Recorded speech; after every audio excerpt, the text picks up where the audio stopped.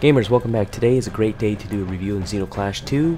Why? Because I actually managed to finish the game. I want to put out some really good stuff about it and what I enjoyed about the game and what I really think was pretty much the con of the game. And I'll start off by saying that Zeno 2 is wait a minute. It has less shooting in it and more punching, so we'll call it an FPM, which stands for a first-person melee game. And it's an indie title from Ace. The game controls itself are pretty okay, following your FPS genre layout. The keys are rebindable in the menu, and also the pad is functional in this game. The graphic settings can be adjusted a bit. There's no FOV slider. Supposedly developers are talking about that, adding that into the patch. I guess because some people were complaining about the FOV for the game. However, I wasn't really getting dizzy in this game as much as I did for the game Dead Island Riptide, so it didn't affect me too much. I did manage to play the game all the way without getting too sick. The game starts off pretty slow, meh at best. The game starts off with you playing as Gat, and you're with Remat, who's one of your sister. You're going to be saving your father and mother from the jailer, which is the golem, and thus your adventures begin. But as the game progresses, the story goes in much deeper than that. I won't spoil it at all, but it does make you put your mind into thought mode. It does make you think. It's a pretty interesting direction it took. I definitely want to know more about it. It's really, it does perk the interest, especially during some parts. The graphics for Zeno 2 this time is very nice with the new Unreal 3 engine. Some of the textures might be a tad bit murky at places, maybe problematic at certain places.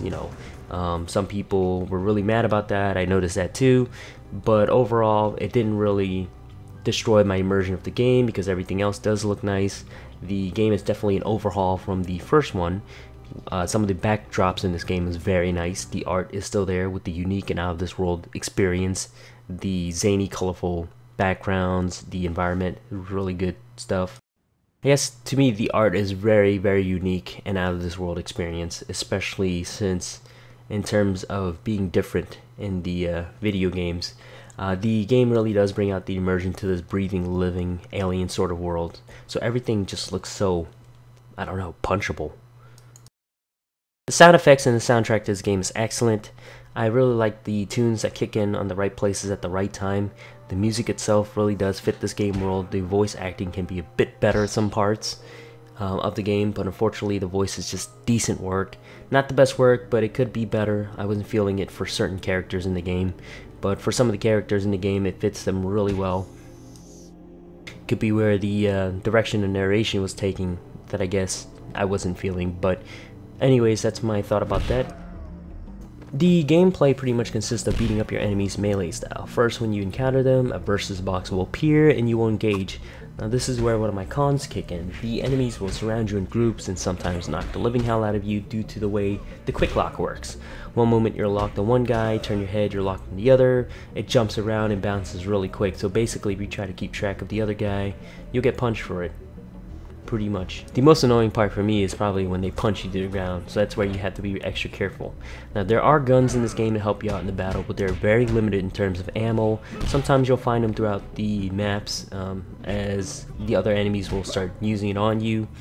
You'll find it through special rewards for doing side quests, but it's really not too rewarding since it is limited, and when the side quest gives it to you, you can only use it for like a couple times before you drop the gun, or you have to go find another one, so it doesn't really become rewarding to do the side quests at all, but they are fun to do regardless.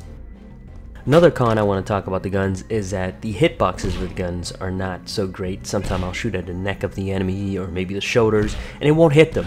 That kind of bugged me a bit, but hopefully the developers will fix that up because the developers for this game actually listens to the players in terms of problems, so they'll definitely fix it, so that's cool about that. The best way to level in this game is to actually look for these totems around the world. Once you find a totem, you touch it, you'll get a certain amount of skill points that you can invest in your basically your character stats. It is kind of limited in stats. You'll get like your health, your stamina, your power, etc. But that's all there is to it. It's not too versatile in this department right here. Another cool feature is you can level up your leadership, recruit some of your family members to actually aid you in combat later on, and there's plenty of that to actually recruit, which is kind of cool. Now, along on your adventures, you'll probably find the 4 items later on in the game that will definitely aid you in your quest. One item is the Mind Skulls, the Gauntlet where you aim at the moon and sun and have it shoot projectiles at your enemies like a straight line, a chain that you can use to whip your enemies, and a glove that basically links the power of your enemies so you can beat them up. My favorite thing to do personally is to just take the power golem gloves and link their health and then use the chain and just whip them to pieces, because they'll both get damaged. In terms of open world claim that this game has, however, it is limited in terms of size. Mostly each area is only as big as it is and not really completely open world, where you're climbing over the mountains or going into the beyond.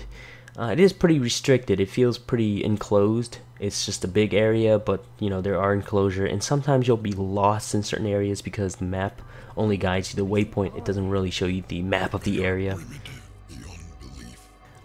In terms of replayability for the game, you can play the game again, play it on harder mode, try to do a perfect run, you know, take points, put it up on the leaderships. And the other aspect is playing with friends. Pretty much there is a co-op in this game, and it works. It works on the first day the game launched. It might be a little bit quirky, but it worked. An indie title with a multiplayer game that works on the first day, which is really nice. I love that. Anyways, the game itself was a fun ride for me. I managed to finish the game and posted on the forums about a bug that happened to me during the gameplay. I was streaming it, and eventually I got stuck at one point where I couldn't open the door with the two-headed bamboo, or if you want to call it two-headed man. And I posted about it, tried everything I could, ran around the world for 3 hours, and eventually the developers are now saying they will release a patch soon to fix it. But the person who did came to my rescue was named Morthy, started a game up and opened doors for me, and everything was fine from there, so thanks again, Morthy. As I said before, there's supposed to be a patch out today to fix some FOV problems, maybe a bit of bugs and glitches there. So the developers to this game are very, very interactive with the community. So all in all, like I said before, I did enjoy the ride, but anyways, the asking price for this game is about $20 now. My opinion for this is that an indie for this price is quite a bit high. The title can be patched up and be a bit more polished before it can actually be worth that price.